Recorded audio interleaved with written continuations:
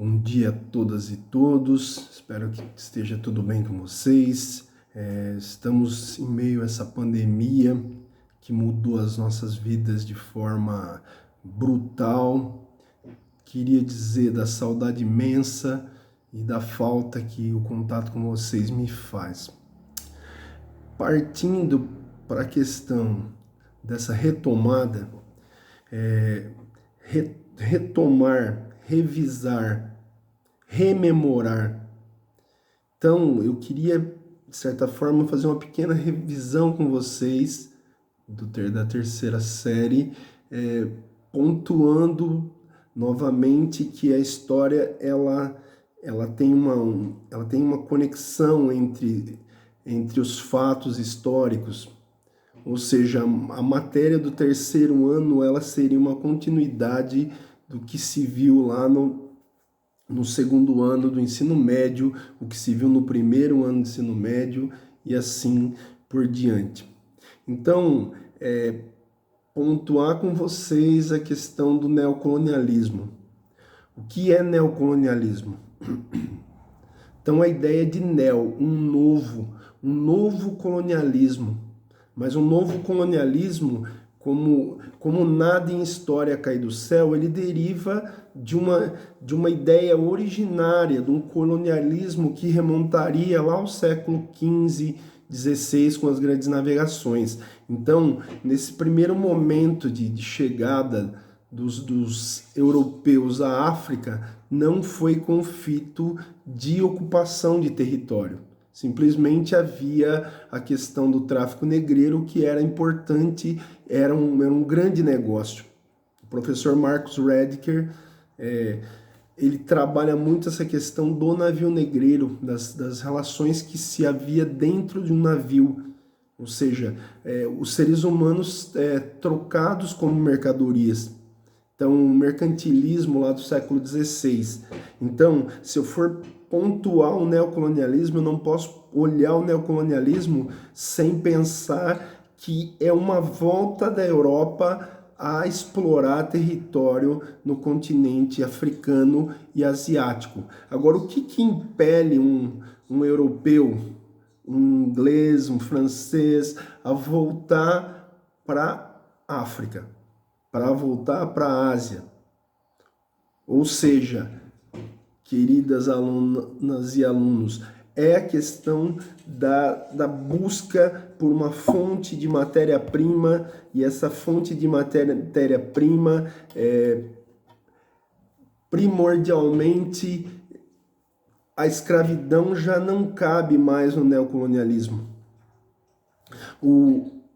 A Europa vê a África como fonte de matéria-prima e local para que se possa desovar ou vender produtos industrializados dentro da perspectiva da segunda revolução industrial. Então o neocolonialismo ele não cai do céu, ele está totalmente imerso dentro da questão dessa volta, dessa busca por fontes de matéria-prima, por mercados consumidores.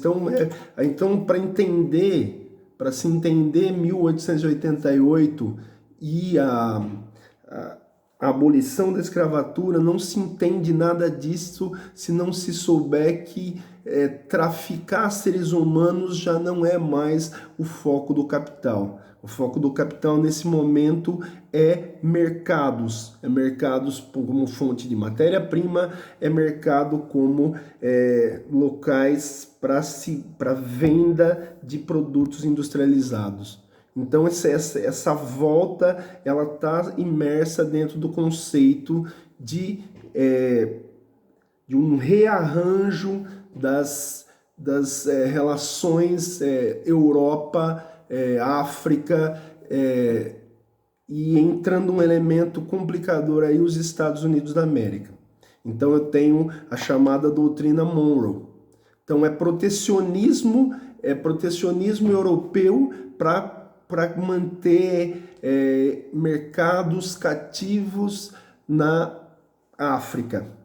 é protecionismo norte-americano para tentar manter a sua área de influência geopolítica e econômica na América. Tanto é que a doutrina Monroe, ela traz consigo a ideia de uma América para americanos, o que ironicamente também não deixa de ser uma América para norte-americanos.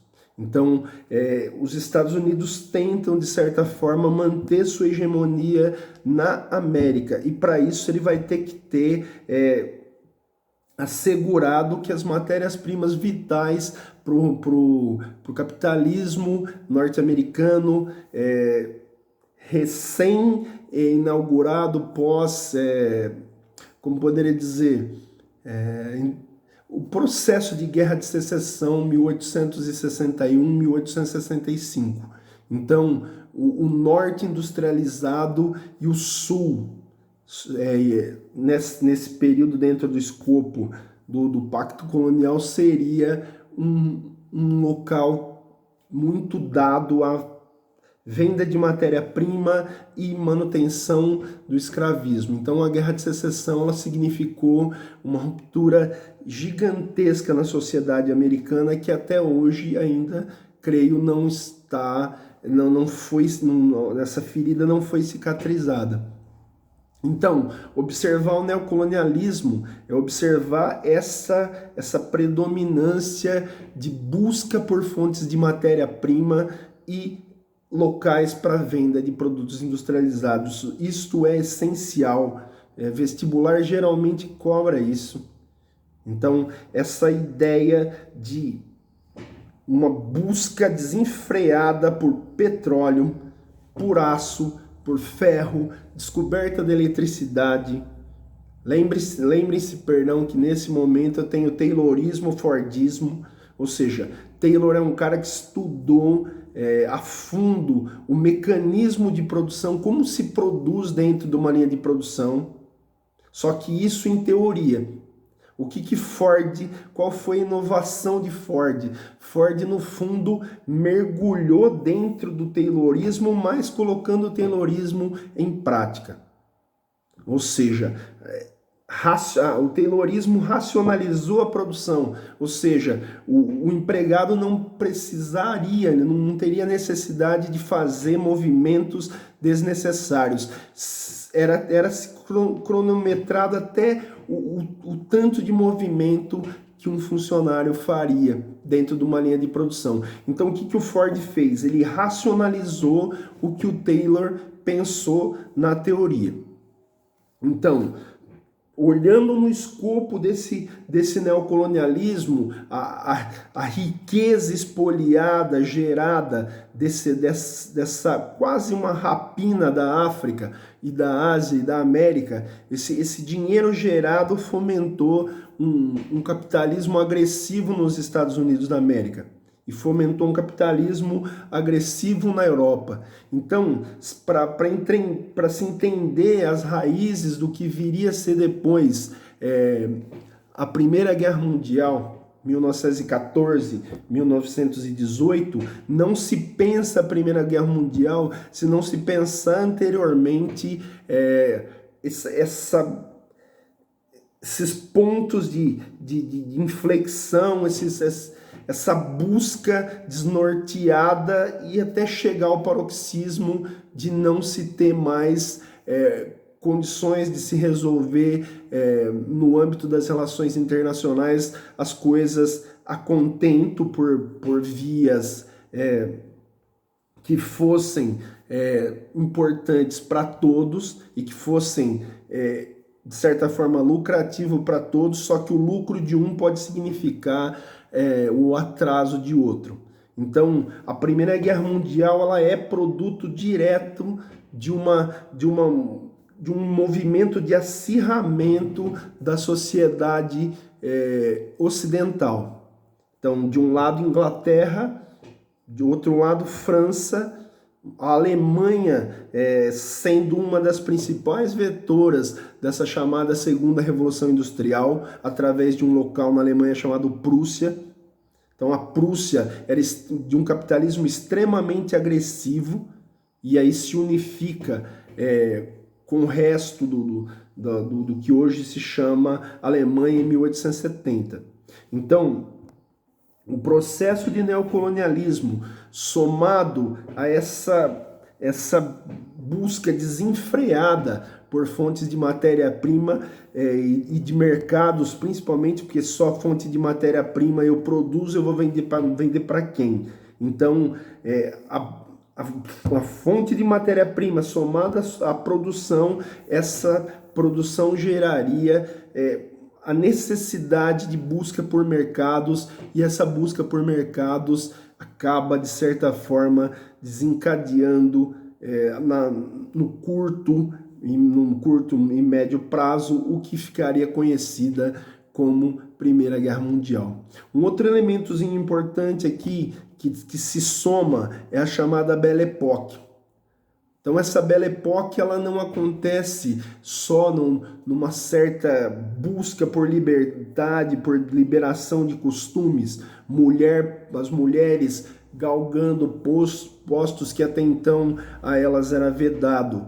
Então a Belle Époque ela vai desde os costumes até a questão da arquitetura. Então avenidas cada vez mais urbanizadas, urbanização desenfreada de locais como Paris, como Londres, Nova York, Detroit. E aí, se vocês observarem, eu posso tangenciar e colocar a capital do Brasil à época, Rio de Janeiro, uma cidade insalubre, que tinha ares ainda de um local provinciano que precisava ganhar esse feedback, essa coisa de parecer moderna. Oswald de Andrade perguntava: somos modernos? Então, a Belle Époque, ela no fundo, ela está dentro também do escopo desse fim de século XIX e esse início de século XX. Então, no Brasil, há uma urbanização no Rio de Janeiro, há um processo de expulsão de pessoas dos centros das cidades para os arrebaldes. Então, o processo de favelização do Brasil não pode ser dissociado, não pode ser colocado à margem sem se pensar que há um processo de urbanização no governo de um prefeito chamado Pereira Passos, no Rio de Janeiro. Então, essa necessidade do belo, da busca de parecer moderno, faz do Rio de Janeiro um canteiro de obras. Há um processo de drenagem de pântanos, a insalubridade era gigantesca. Em 1905, lá no Brasil, para que se tenha um elemento para que se pense aí, há lá a chamada Revolta da Vacina, que foi implementada por Oswaldo Cruz, sabendo que há o vetor da doença, a febre amarela, chama-se mosquito. Então, sabendo que mosquito transmite doença, Oswaldo Cruz implanta no governo Pereira Passos uma brigada, uma luta intestina contra um mosquito. Então, há toda uma necessidade de pesquisa que até hoje cremos ser extremamente necessária. Ou seja, a pesquisa, ela está com essa coisa do coronavírus, ela está totalmente numa necessidade de que se haja pesquisa. Então, se pesquisar é necessário, só que o problema é que não há um investimento sério em pesquisa. Então, o Brasil é um país extremamente de contrastes, e a Belle Époque aí nesse contexto, ela significa que a gente tem que parecer moderno. O Brasil tem que ter cara de Europa, tem que ter cara dos bulevares parisienses, das alamedas, do que é bonito. Então, todo esse conjunto de situações vão acirrando, vão engrossando o caldo desse início de século XX no Brasil, coisa que a gente já tinha trabalhado lá presencialmente. Muito obrigado.